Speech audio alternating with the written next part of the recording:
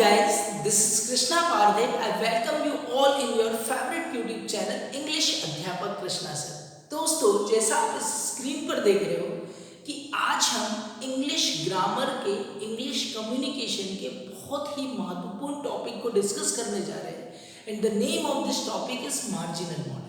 Marginal models are also called the semi model.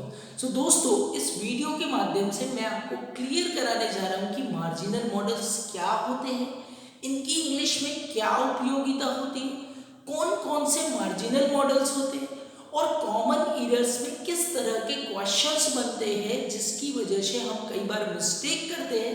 और साथ ही साथ हम वेरियस एग्जांपल्स के माध्यम से देखेंगे कि इन मार्जिनल मॉडल्स का हम अपने इंग्लिश कम्युनिकेशन को बेहतर बनाने के लिए किस तरह से यूज कर सकते हैं। सो दोस्तों, व्हाट आई रिक्वेस्ट यू कि इस वीडियो को आपको स्टार्टिंग से लेकर एंड तक देखना है। आप फटाफट इस चैनल को लाइक कर दीजिए, इस वीडियो को लाइक कर दीजिए, शेयर कर दीजिए। और यदि आपने अभी तक इस चैनल को सब्सक्राइब नहीं किया हो तो प्लीज सब्सक्राइब कर दीजिए और बेल आइकॉन दबाना आपको नहीं भूलना है। सो दोस्तों, आइए मैं सीधे आपको वीडियो की ओर लेके चलता हूँ। So the very first thing that we are going to discuss with you कि मार्जिनल मॉडल होते क्या है। सो ऐसे मॉडल्स जो स्वयं में एक auxiliary verb and models, auxiliary verb and models दोनों के गुण अपने साथ रखते हैं, तो ऐसे मॉडल्स को मार्जिनल मॉडल कहा जाता है। देखिए, एक एक कॉन्सेप्ट समझोगे आपको सारी चीजें क्लियर हो जाएगी। द फर्स्ट थिंग जो मैं आपको समझाना चाह रहा हूं that is what marginal modal होते क्या है। तो ऐसे मॉडल्स जो अपने अंदर स्वयं में एक ऑक्सिलरी वर्ब, हेल्पिंग वर्ब एवं मेन वर्ब दोनों की क्वालिटी रखते हैं, वो मार्जिनल मॉडल्स कहलाते हैं। अब देखिए, इंग्लिश में इनकी आवश्यकता दोनों ही रूप में होती है, इसलिए हमें ये जानना जरूरी है कि ये किस तरह से एक दूसरे से डिफर होते हैं। So the first thing that I would like to remind you कि जब ये मॉडल के रूप में यूज होंगे तो ये डेफिनेटली किसी ना किसी वर्ब को लेकर आएंगे और इनके साथ हमेशा ही क्रिया के फर्स्ट फॉर्म का यूज होगा। V1 का क्रिया के फर्स्ट फॉर्म का यूज करेंगे। परंतु जब यह मुख्य वर्ब के रूप में यूज होते हैं, मेन वर्ब के रूप में यूज होंगे, सो इन दैट कंडीशन ये किसी भी फॉर्म में हो सकते हैं क्योंकि इनके तीनों फॉर्म होते हैं, इसलिए इन्हें हम मेन वर्ब की कैटेगरी में भी रखते हैं। जैसे यूज्ड बना है यूज से, जिसके तीनों फॉर्म होंगे use, used, used. Dare, dare से ही डेयर का मीनिंग होता है किसी चीज की हिम्मत करना, डेयर के second form dared, the third form is dare. In same way need to, need के second form needed and the third form is needed. तो जब यह मुख्य क्रिया के रूप में यूज होगा तो इस तीनों, इन में से तीनों फॉर्म का यूज किया जा सकता है, किसी भी एक फॉर्म का यूज कर सकते हो अकॉर्डिंग टू सिचुएशन। परंतु जब ये मॉडल्स के रूप में यूज होंगे तो इनके बाद में हमेशा ही वर्ब के फर्स्ट फॉर्म का यूज किया जाएगा। तो दोस्तों, अभी हम वन बाय वन इनको क्लियर करेंगे कि कौन कौन से मार्जिनल मॉडल्स होते हैं और इनका हमारे कम्युनिकेशन में किस तरह से यूज होता है। अगर आप कॉम्पिटिटिव एक्सपीरियंट हो तो इस वीडियो को बहुत ध्यान से देखिए, क्योंकि कॉमन एरर्स के बहुत सारे क्वेश्चन बनते हैं और इंग्लिश स्पोकन वाले स्टूडेंट के लिए तो बहुत ही मजेदार टॉपिक है, क्योंकि इसकी मदद से आप बेहतरीन अपने कम्युनिकेशन को एक शानदार मुकाम दे सकते हो। सो दोस्तों, इस मॉडल्स के अंतर्गत we are going to learn the 4 things used to, dare to, need to and ought to. इन चारों की बात करेंगे। वन बाय वन आप कॉन्सेप्ट क्लियर करते जाइए और यदि जरूरत पड़े तो स्क्रीनशॉट लेते जाइए। सो द वेरी फर्स्ट थिंग हम बात करेंगे यूज टू की। सो यूज टू का यूज हम करते हैं पास्ट की किसी हैबिचुअल एक्शन को बताने के लिए जो सब्जेक्ट आदतन किया करता था। शॉर्ट में ध्यान रखिए कि अगर हमें पास्ट की किसी हैबिचुअल एक्शन को बताना हो जो सब्जेक्ट यूजुअली क्रिया करता था या हैबिचुअली क्रिया किया करता था, तो उस सेंटेंस को बनाने के लिए हम यूज टू का यूज करेंगे और यूज टू के साथ क्रिया के फर्स्ट फॉर्म का यूज करेंगे। आइए यहाँ हम बात करते हैं कि यूज टू का यदि नेगेटिव स्टेटमेंट बनाना है। देखिए, ये पॉइंट आपको बहुत ध्यान रखने की जरूरत है कि यदि नेगेटिव स्टेटमेंट बनाना है या इंट्रोगेटिव स्टेटमेंट बनाना है यूज टू के साथ, तो आप इसको as a helping verb use कर सकते हो। यूज को बीच में नॉट लगा लीजिए, यूज नॉट टू के साथ नेगेटिव बना सकते हो, अथवा कई बार हमें बुक्स में मिलता है डिड नॉट यूज टू, तो जब डिड नॉट का यूज होगा या डिडंट का यूज होगा तो यहाँ यूज टू में कन्वर्ट हो जाएगा, क्योंकि इस यूज टू का जो ओरिजिन है वो सिंपल पास्ट टेंस से है, अर्थात पास्ट की हैबिचुअल एक्शन बताने के लिए इसका यूज किया जाता है, इसलिए हम इसको पास्ट की कैटेगरी में रखेंगे।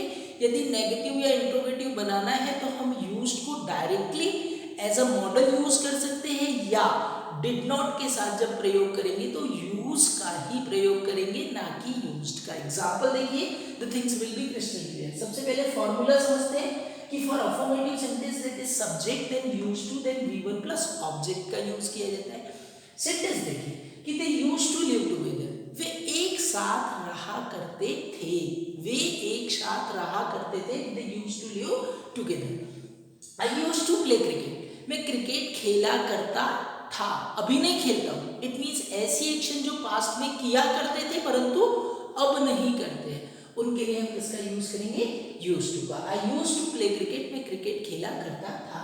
The third sentence is there, you use not attend class regularly, तुम रेगुलरली नियमित रूप से क्लास अटेंड नहीं किया करते थे। You use not attend class regularly.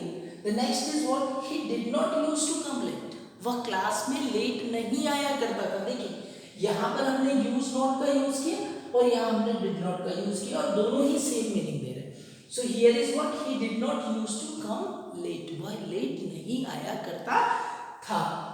Did she use to advice you, क्या वह आपको सलाह दिया करती थी। Did she use to advice you, क्या वह आपको सलाह दिया करती थी।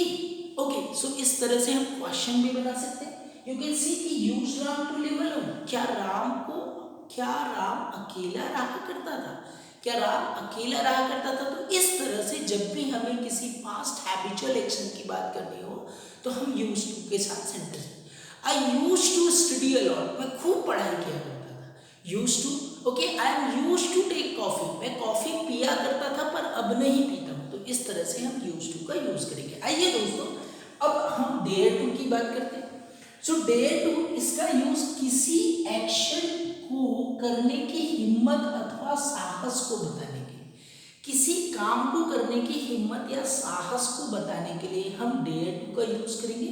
और डेयर टू बेसिकली इसका जो ओरिजिन है वो क्या है, प्रेजेंट। यूज टी का ओरिजिन हमने क्या देखा, पास्ट, परंतु डेयर टू का जो ओरिजिन होता है दैट इज प्रेजेंट। इसलिए हम इसका नेगेटिव बनाते समय या तो हम डेयर नॉट टू का यूज कर देंगे या does do plus not plus dare plus V1 का यूज करेंगे। तो दोनों तरह से आपको सेंटेंस मिलेंगे, एक तो डेयर नॉट टू वाले भी सेंटेंस मिल जाएंगे या डू डज के साथ में नॉट लगा के डेयर का यूज होगा। तो दोनों ही करेक्ट है और दोनों का ही कम्युनिकेशन में यूज होता है, पर आपको कॉमन ईडर्स में बहुत ज्यादा ध्यान रखने की जरूरत है। लेट्स सी कि he dares to come alone, उसने अकेले आने की, वह अकेले आने की हिम्मत करता है। he dares to come alone, उसमें इतना साहस है कि वो अकेले आने की हिम्मत करता है। see the next, I dare to face him, मैंने हिम्मत की।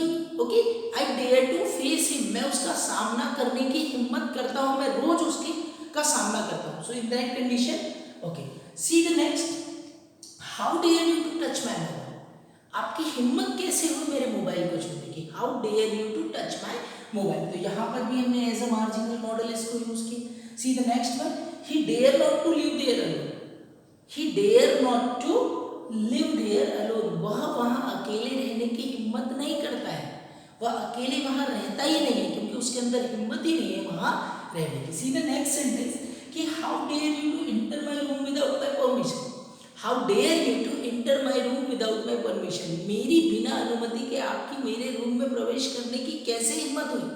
ओके, चूंकि प्रेजेंट की बात है इसलिए हमने डेयर टू का यूज किया। सी है कि dare you to answer my question, क्या आप में मेरे सवाल का जवाब देने की हिम्मत है। Dare you to answer my question, यहाँ पर हमने डेयर को एज अ मॉडल यूज किया है। सो अंडरस्टूड बडीज कि डेयर का जब भी यूज होगा तो नेगेटिव या इंट्रोगेटिव सेंटेंस में अकॉर्डिंग टू सब्जेक्ट यदि डू डज का यूज होता है तो वो रॉन्ग नहीं है, that is correct, is it. So hope so you understand the dare. अब मैं आपको नीड टू की ओर ले चलता हूँ। Need to is again very important marginal modal to understand कि इसका यूज कहाँ होता है, कि किसी एक्शन को करने की आवश्यकता या जरूरत बताने के लिए, किसी एक्शन को करने की आवश्यकता या जरूरत बताने के लिए हमें किसका यूज करना होता है, नीड टू का। इसका अगेन जो ओरिजिन है dear that is from present.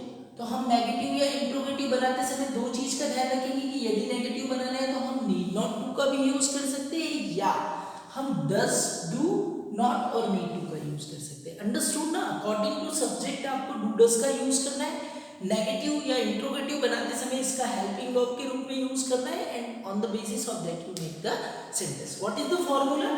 Subject then need to then V1 plus object. ये जनरल अफर्मेटिव सेंटेंसेस के लिए फॉर्मूला है। नेगेटिव बनाना होगा तो नीड नॉट टू का यूज करेंगे। अब एग्जांपल देखिए, पूरी चीज मक्खन की तरह क्रिस्टल क्लियर हो जाएगी। बडीज देखिए, okay you need not to take some rest, okay you need to take some rest. तुमको थोड़ा सा आराम करने की जरूरत है, you need to take some rest, आपको थोड़ा आराम करने की जरूरत है। तो यहाँ नीड टू के साथ टेक सम रेस्ट का यूज हुआ। सी द नेक्स्ट कि they need not to worry about anything, उन्हें किसी चीज की चिंता करने की जरूरत नहीं है। They need not to worry about anything, उन्हें किसी चीज की चिंता करने की जरूरत नहीं है। See the next example, need I to consult any doctor, need I to consult any doctor, क्या मुझे किसी डॉक्टर से कंसल्ट करने की जरूरत है? अब देखिए दोस्तों, इसको नेक्स्ट एग्जांपल देखते हैं, आपको और अच्छे से टॉपिक क्लियर होगा कि do I need to go out, क्या मुझे बाहर जाने की जरूरत है? देखिए यहाँ पर मैंने डू का यूज किया, यहाँ मैं नीड को भी ला सकता था कि need I to go out. Understood? Next example, what do they need to do, उन्हें क्या करने की जरूरत है? What do they need to do, उन्हें क्या करने की जरूरत है भाई? ओके द नेक्स्ट एग्जांपल कि they need not to clean the room, उन्हें रूम साफ करने की जरूरत नहीं है, उन्हें रूम साफ करने की आवश्यकता नहीं है। सो बट इस तरह से हम किसका यूज करते हैं, नीड टू का यूज करते हैं जब हमें किसी काम की जरूरत होती है। जैसे आपको एक मोबाइल खरीदने की जरूरत है तो आप कहोगे कि I need to buy a mobile. आपको घर में रहने की जरूरत है, you need to live at home. Okay, आपको थोड़े आराम की जरूरत है, you need to take some rest. तो इस तरह से हम नीड टू का यूज करेंगे। आइए दोस्तों, the last point of the day that is ought to. Ought to का यूज अंडरस्टैंड कर लीजिए कि जब किसी ऐसी एक्शन को बताना हो जो सभी के लिए करेक्ट हो, it means correct then correct for everyone, if incorrect then incorrect for everyone. तो ऐसी एक्शंस को बताने के लिए हम ऑट टू का यूज करते हैं। Ought to is very simple, ought to के बाद V1 का यूज करके हम सिंपली क्या लगा देंगे, ऑब्जेक्ट लगा देंगे। तो सी हियर कि you ought to obey your parents, आपको अपने मम्मी पापा की बातों का अनुसरण करना चाहिए, उनकी बातों का पालन करना चाहिए, सबको ही करना चाहिए। Okay the next is there कि we ought to pay the tax, we ought to pay the tax, भाई हमें टैक्स देना चाहिए, यदि हम टैक्स कैटेगरी में आते हैं तो हमें टैक्स भरना चाहिए। Okay see the next, a captain ought to have faith on his team, a captain ought to have a faith on his team, एक कैप्टन को अपनी टीम पर भरोसा होना चाहिए, क्योंकि जब तक भरोसा नहीं होगा, और ऐसा एक कैप्टन के लिए नहीं, सभी कैप्टन को अपनी टीम पर भरोसा होना चाहिए। Okay so that is what ought to. We ought not to harm public properties, we ought not to harm public properties, हमें पब्लिक प्रॉपर्टी को नुकसान पहुंचाने की नहीं चाहिए, बिल्कुल नहीं चाहिए, पब्लिक प्रॉपर्टी को नुकसान नहीं पहुंचाना चाहिए। So that is correct for everyone. So इस तरह से दोस्तों आज हमने अंडरस्टैंड किया कि किस तरह से हम मार्जिनल मॉडल का हमारे कम्युनिकेशन में यूज करते हैं और किसका ओरिजिन कहाँ से होता है। शॉर्ट में अंडरस्टैंड कर लीजिए कि यूज टू पास्ट की हैबिचुअल एक्शन या आदत जो कोई सब्जेक्ट किया करता था के रूप में करते हैं, इसका ओरिजिन पास्ट टेंस होता है, इसलिए डिड हेल्पिंग वर्ब का यूज होता है। नीड ओके और डेयर दोनों का ओरिजिन प्रेजेंट में होता है, इसलिए हम डेयर टू का यूज किसी काम की हिम्मत करने के लिए, और नेगेटिव इंट्रोगेटिव सेंटेंस में डू डज का यूज कर सकते हैं। In same way need to का यूज हम किसी काम की आवश्यकता होने पर करते हैं, और इसमें जरूरत पड़ने पर हम डू डज हेल्पिंग वर्ब का यूज करते हैं, और ऑट टू का यूज हम किसी करेक्ट स्टेटमेंट को कहने के लिए कहते हैं। सो दोस्तों होप आपके सारे डाउट्स इस वीडियो ने क्लियर कर दिए होंगे। यदि आपके कुछ भी डाउट्स बच जाते हैं इस वीडियो में तो आप प्लीज कमेंट बॉक्स में मेंशन कीजिए, लाइक कीजिए इस चैनल को, सब्सक्राइब कीजिए और इस वीडियो को इतना शेयर कीजिए कि ये बहुत सारे लोगों की मदद कर सके. So thank you all for being with me with this video and I am very coming soon with a new topic very soon. Let's have a good day. Bye bye. Good day, buddies.